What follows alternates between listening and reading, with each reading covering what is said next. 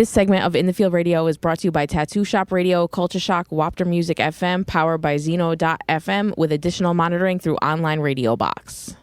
All right, so Don, how's quarantine been for you? I mean, it's been good. I haven't stopped working, thank God. We just been adjusting. I mean, outside of the chaos that's been happening, this is a great time to kind of like really reconnect with what you want to do and where you want to go. So definitely a lot of positive stuff happening in the quarantine outside of all of the negative stuff. I don't want to negate the negative stuff, but a lot of positive too. I think we share that sentiment. Okay, yeah, definitely. So just for our listeners who might not know, can you give us a little bit about your background in the music industry? Yeah, so they might know me as Donavan the A&R. I kind of got rid of that stigma because I'm just not just an A&R within the music business. I've started like most people do, going around managing local talent, rubbing elbows, shaking hands, kissing babies with a lot of individuals and just trying to find my way or find myself in this music business. And then I was fortunate enough to end up working with a bunch of people that kind of like opened some doors. So people may not know, it's just, the people behind the scenes is always the one that kind of like push the buttons. So I found myself going around and having opportunities to, street teaming, Hot 97, doing stuff, street teaming, Rockefeller, just being around that whole atmosphere gave me the opportunity to start moving around. Then I became an A&R and started working at Universal for a while. It was an exciting, but then not so exciting. One side, you see a lot of things, and then the other side is like, yo, you guys got to understand that this is a business, and some people just doesn't understand it. But that was like short and skinny of my tenure getting into the business, but I've been doing this now for probably over like 18 plus years. So, and professionally starting to get paid like 60 of those years. So the grind has been nonstop, and honestly, it's been one of those things that you don't understand. People don't understand unless you love something. Man, you only got started paying at 6 years. Like, yeah, well, seeing some real money, 6 years ago. I did get paid, but not in order to take care of my family. I'm here. I can say that music solely.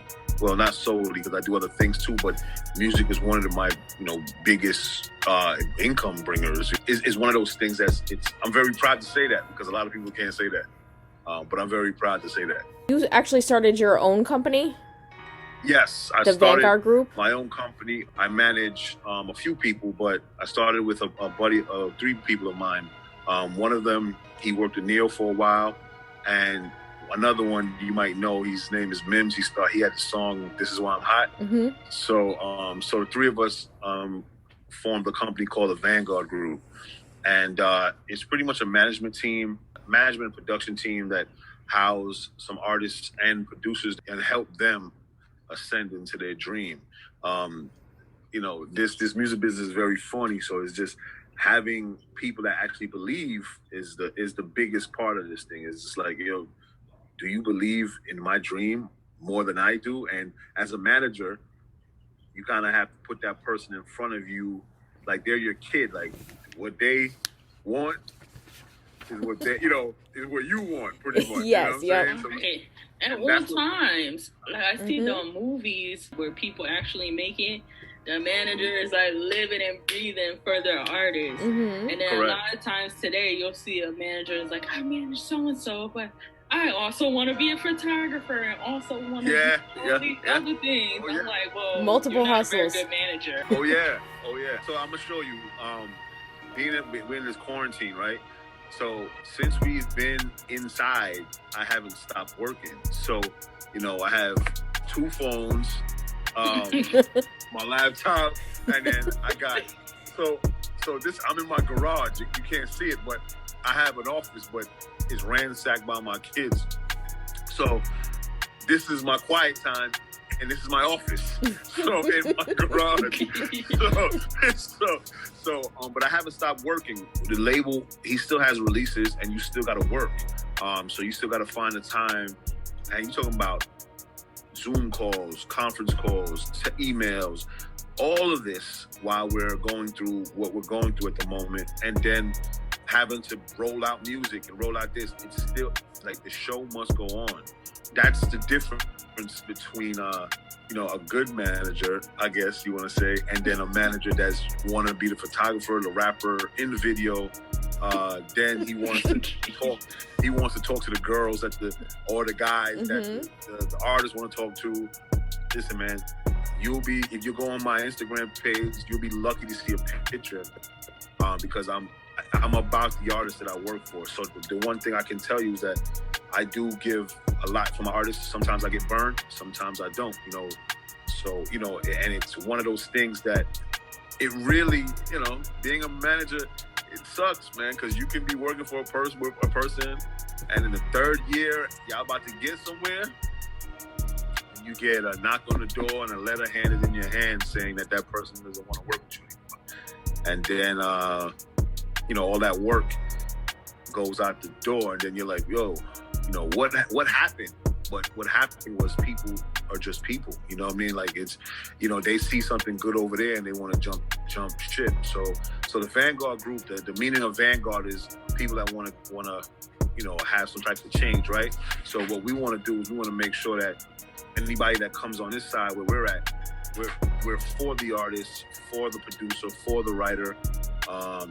We're not anti anything, but we're making sure that the writer and the artist and everybody gets the proper treatment. It's important. Mm-hmm. Are you changing your approach about marketing your artists now that you have to take into account, is there going to be a second wave? What if I have to adapt to this inside life? How is that going to affect how you do things? All right, so the artist that we have currently, he's signed to Island Records. Island has Shawn Mendes. I mean, that's probably one of the biggest artists they have, but they have a slew of popping artists on their roster. Demi Lovato. So he's in good company. So he's signed to Island Universal, and he's also an influencer. He comes from social media. So I blessed out because if you think about it, this is his world. This is his world. He's already comfortable. He was prepared for this. He's an only child, and he's been doing social media since he was 13 by himself in his room and shooting content and this is that. So you think now we have to be in our homes. I think when we started quarantine last month or something like that, he was at 101,000 followers on Instagram. He went up to 42,000 in less than a month and a half. And then his numbers on TikTok shot up to 2 million.1. So he's been pumping out content ridiculously. And so from a marketing standpoint, obviously everything was online for him anyway, but we have to find new ways to kind of contact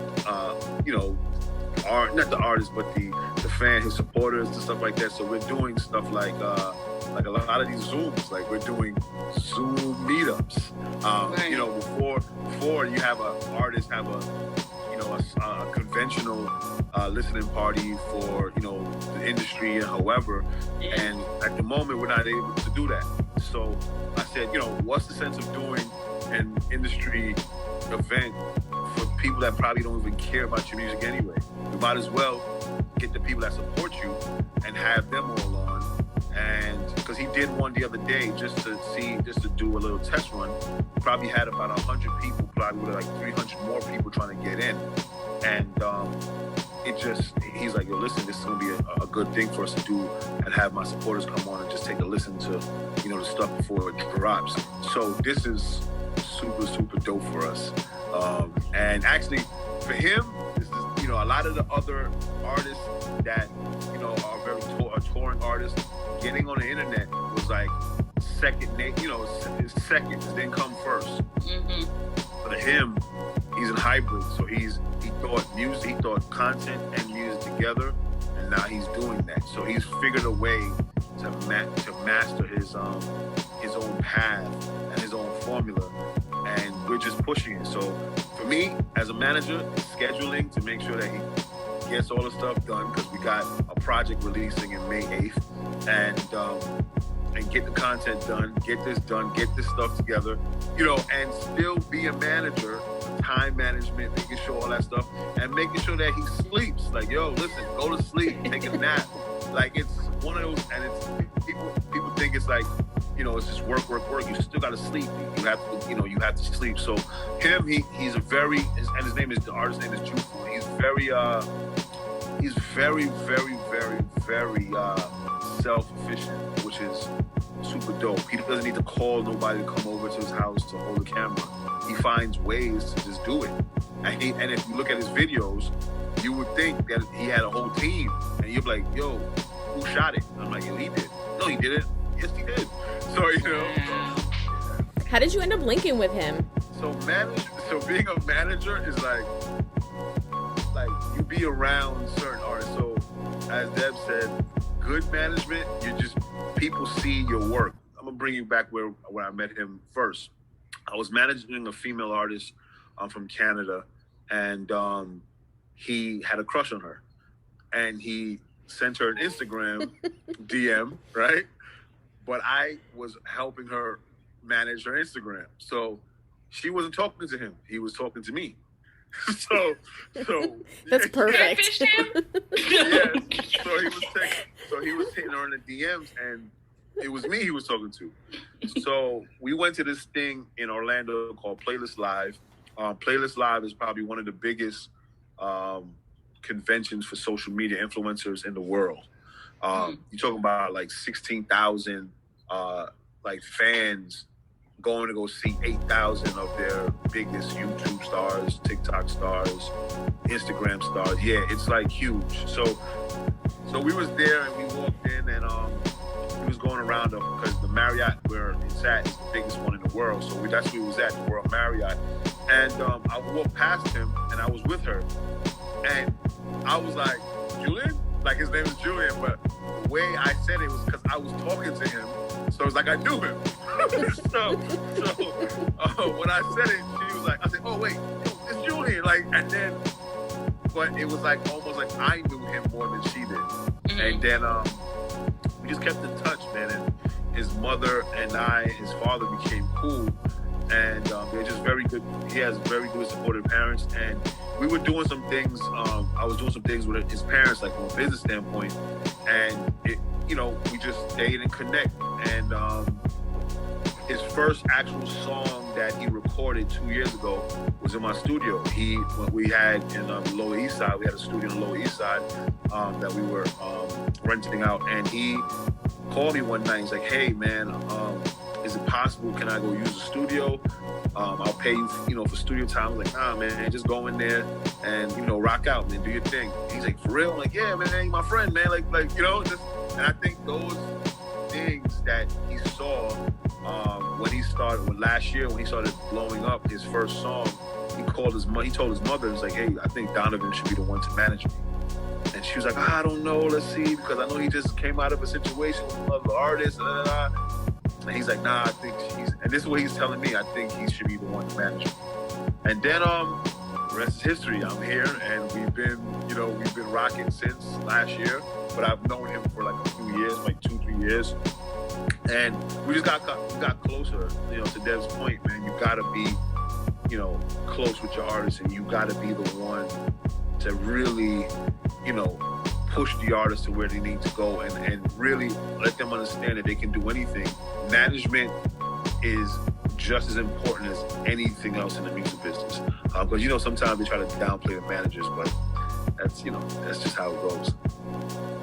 It's a huge thing. I've seen so many artists where it's like, oh wow, this is kind of good. I wish they had a good team. It's so unfortunate they don't have a good team. Mm-hmm. Like, they can be somewhere, but they can't do it themselves. Correct. So, yeah, that's the big thing too. We got a team. We got a strong team. So, and that's the best part about it, is that he knows, he can call his team, or, he has management that is experienced enough to give him the leeway to where he needs to go. And that's the best part about it, is just having that opportunity. Like, if he's all over the place, he's like, yo, can somebody like censor this for me so I can go straight? Because he's so, creative people are just, they're just scattered. And you just need somebody to kind of home it in. So, yeah, I guess, that's me. And he really blew up off TikTok, correct? Correct. He had a song called, remember the Whoa song back when the first Whoa song that came out? And then there was a Whoa challenge, and then he did the Whoa challenge. And that song took off for him.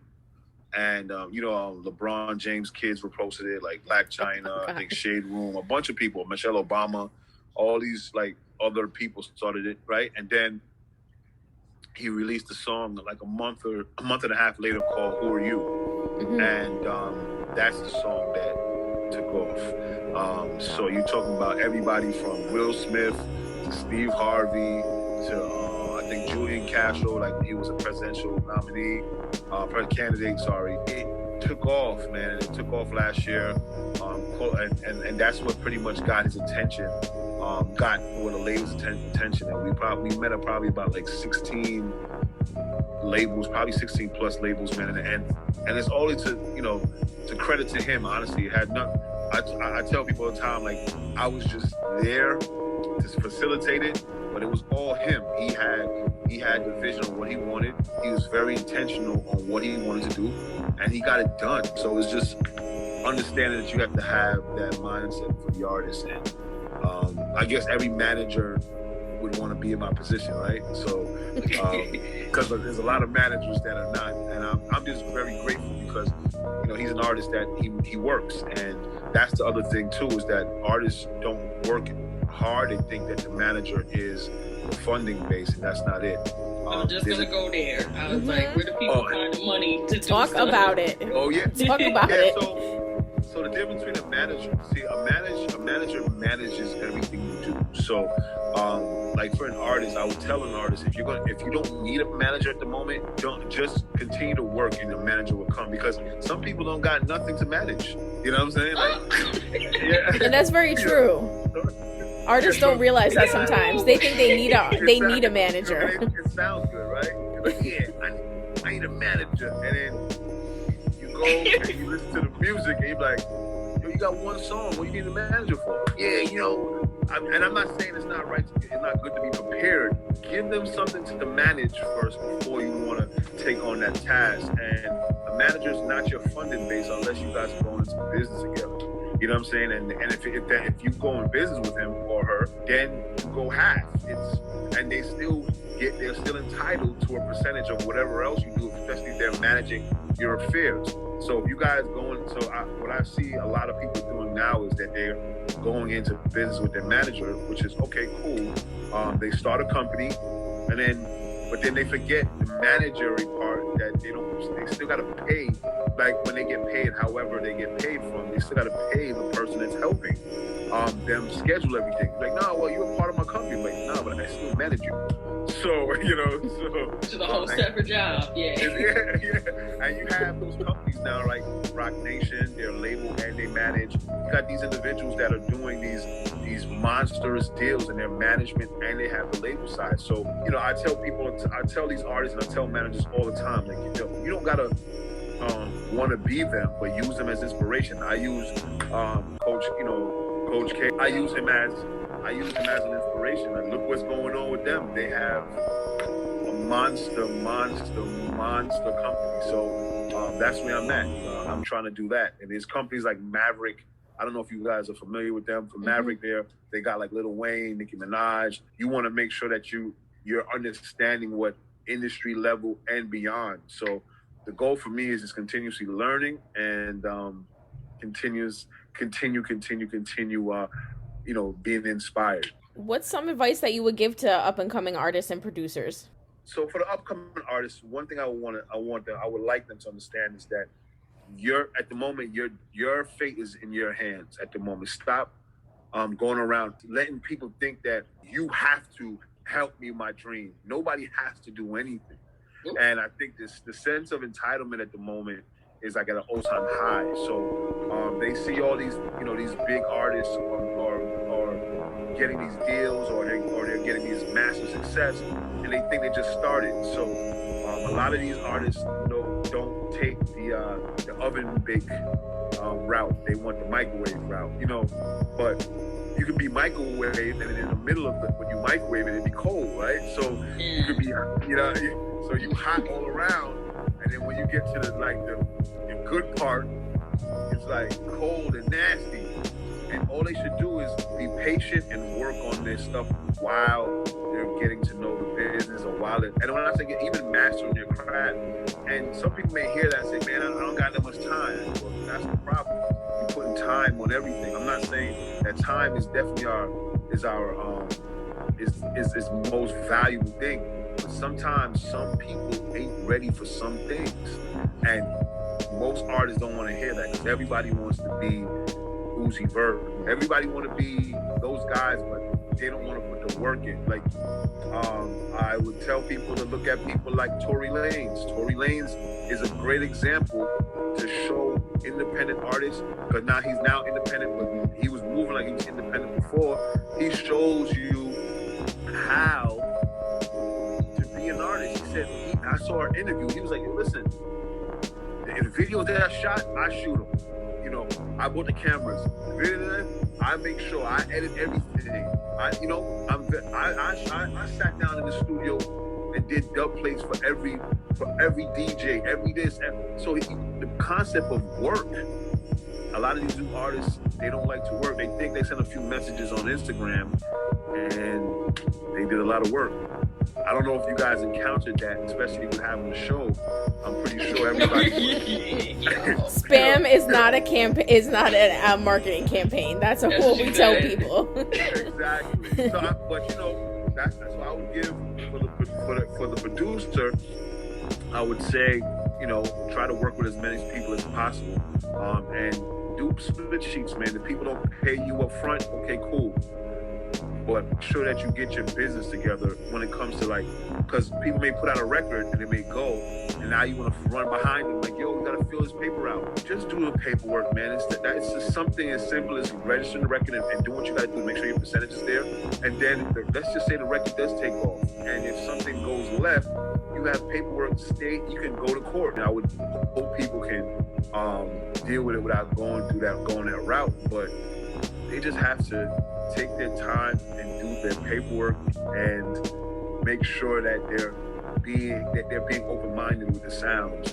And if you're able to get paid in the front end, do that too. But just because we know how this business works, and people do things on a hope and a wish. But being that they're doing that, that's fine. But still do the paperwork. Yeah, I don't have anything else. Deb, do you have any questions? I'm good. I mean, I'm a little upset that I'm paying to go to college. I literally, the first module said the same thing about the same product and like why people buy different. It's not to pay somebody. No, I mean, listen. Deb, I'm gonna tell you, Deb, don't even. Yeah, I'm gonna keep it 100 with you though, but don't.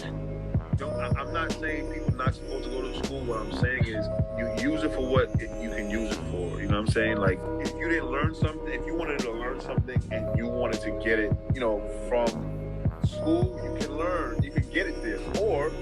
And you can do and you can mix it. You can do school and real life. So it's on you, but don't be mad. It's okay. Yeah, but it was so great sitting down with you. Yes. I was very excited. Yeah, thank you. I think this was really informative.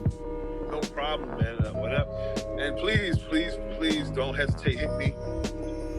Whatever. If I could get anybody for you guys else to speak to or whoever, I'll send them your way. And let's make sure that they do that.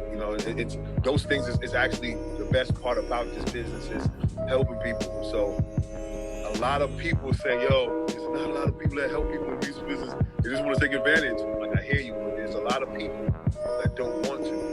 And my team and I, we're one of those people. So whatever you guys hit me like, oh, can we do this? Can we do that? If we have it, we'll send it your way. Thank you. We super appreciate that. I appreciate you guys. No doubt. Anytime. You're welcome in the field anytime. Yes. I appreciate that. And Mike, he set this up. So, shout out to my guy, Mike. So I'm excited to see what happens with you guys. Thank you. Now we cool. Now we're family now, right? So now absolutely. So just hit me. Hey, are you thinking about starting your own podcast? Well, you can stop overthinking it because the hardest part is actually getting started. And that's where Buzzsprout comes in. Buzzsprout makes it easy to launch your podcast and has already helped over 100,000 people just like you start and grow their own podcast. With Buzzsprout, you can have your show listed on all major platforms like Apple Podcasts, Spotify, Google Podcasts, and more. You'll get a great-looking podcast website, audio players you can embed on other websites, detailed analytics to see how people are listening, tools to promote your episodes, and more. Stop waiting. Start your own podcast today and get a $20 Amazon gift card. All you have to do is click the link in the show notes below. This lets Buzzsprout know we sent you, and it helps support our show.